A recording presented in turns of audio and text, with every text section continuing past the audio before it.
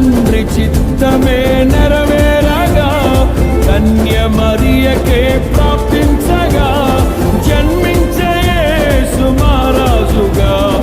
కాలము విడిపోయే రెండుగా జన్మించే యేసు మహారాజుగా కాలము విడిపోయే రెండుగా స్తుతియు మహిమ ప్రభావము ఎల్లవేళల ప్రభుకే చెందును